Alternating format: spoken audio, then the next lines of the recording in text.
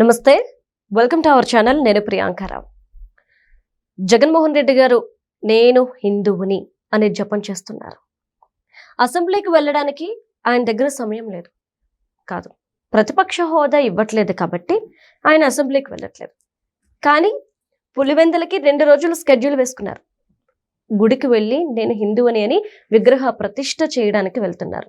మరి ఇక్కడైనా హిందూ సాంప్రదాయాలు ఆచారాల్ని పాటిస్తారా లేదా అనేది ఒక పెద్ద క్వశ్చన్ మార్క్. సో దీని గురించి డిస్కస్ చేద్దాం. మనతో మాట్లాడడానికి ప్రముఖ పొలిటికల్ అనలిస్ట్ అంకమరావు గారు ఉన్నారు. ఆయన అడిగి తెలుసుకుందాం. నమస్కారం సార్. నమస్తే.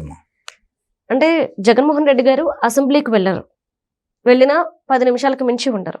కానీ పులివెందులో వస్తున్నారు. సొంత ఇలాకాలో గుడికి సంబంధించి విగ్రహ ప్రతిష్టకి రేపు వెళ్ళబోతున్నారు. 2 రోజులు అక్కడ పర్యటించబోతున్నారు.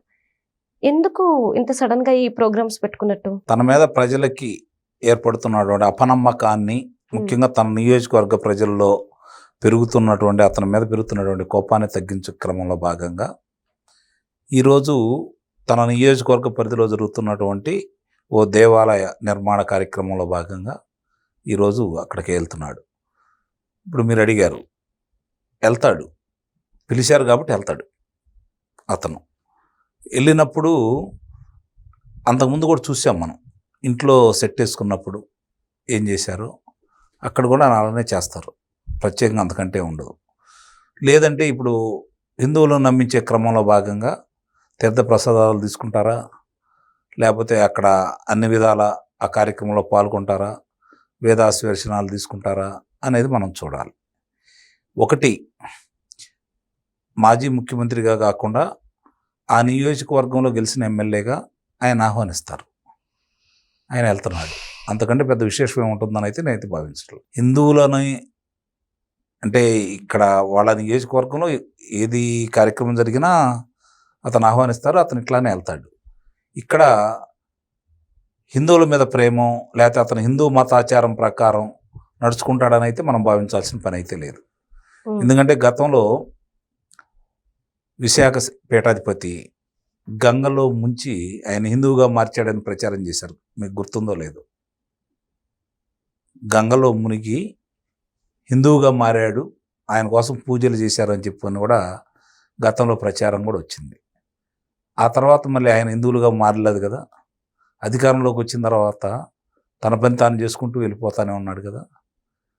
ఇక్కడ కూడా అంతే. ఇప్పుడు చాలామంది శాసనసభ్యులు కావచ్చు, మాజీ ముఖ్యమంత్రులు కావచ్చు, ముఖ్యమంత్రులు కావచ్చు, వాళ్ళ మతాలకి అంటే వాళ్ళు హిందువులైతే చర్చిలకు వెళ్తారు, మసీదులకు వెళ్తారు రాజకీయం కోసం. అక్కడ వాళ్ళు ఆహ్వానిస్తారు. చర్చికి వెళ్ళారనుకోండి టోపీ పెడతారు, చర్చికి వెళ్ళారనుకోండి ప్రార్థన చేపిస్తారు, అలాగే మసీదుకి వెళ్ళారనుకోండి టోపులు పెడతారు. అయినా సరే వాళ్ళు ఆనందంగానే ఉంటారు. కారణం ఏంటంటే ఓట్లు కావాలి, ఆ మతాల మీద నమ్మకం కాదు. ఎవరికైనా వర్తిస్తుంది ఇది, వాళ్ళని ఎవట్లా నేను, ఎవరికైనా వర్తిస్తుంది. కాబట్టి ఇక్కడ గమనించుకోవాల్సిన అంశం ఏంటంటే ఎవరు ఎలా ప్రవర్తించారు అనే దాని మీద ఆధారపడి ఉంటుంది. అధికారం ఉన్నప్పుడు ఎవరు ఎలా పరిపాలన చేశారనే దాని మీదే అందరి దృష్టి ఉంటుంది. జగన్మోహన్ రెడ్డి వచ్చేతలికి స్పష్టంగా అతను నైజాన్ని చాటుకున్నాడు. హిందూ మతం మీద ద్వేషం వెళ్ళగక్కాడు. అలాగే హిందువులు దైవంగా భావించి తిరుమల వెంకన్న స్వామి కాకుండా ఇప్పుడు మనకు వస్తున్నటువంటి వార్తల ప్రకారం ఆంధ్ర రాష్ట్రంలో అన్ని దేవాలయాల్లో కూడా ఇదే నెయ్యిని పంపించారని మనకు అర్థమవుతూ ఉంది. కాబట్టి ఇవన్నీ కూడా ఒక మతం మీద, ఒక మతస్థుల మీద అతనికి ఉన్నటువంటి కోపాన్ని చాటుతుందే తప్ప సర్వమత సమానత్వాన్ని పాటించే ఒక రాజకీయ పార్టీగా మాత్రం అతను లేడు. ఒక పార్టీకి అధినేతగా కూడా అతను ప్రవర్తించట్లేదు. ఇది అందరూ గమనించుకోవాలి.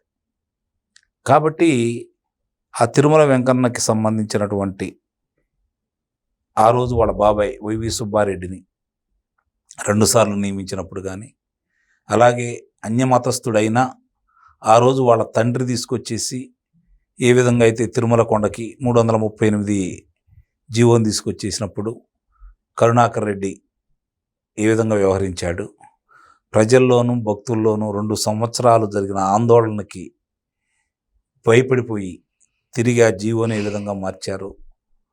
ఆ రోజు ఆ కార్యక్రమాలన్నీ దగ్గరుండి చూసుకొని వాళ్ళ కుటుంబానికి నమ్మకస్తుడిగా, వాళ్ళ కుటుంబానికి బంధువు కూడా అయినటువంటి ఇదే కరుణాకర్ రెడ్డిని 2019లో తిరుమల తిరుపతి దేవస్థానానికి చైర్మన్గా నియమించింది.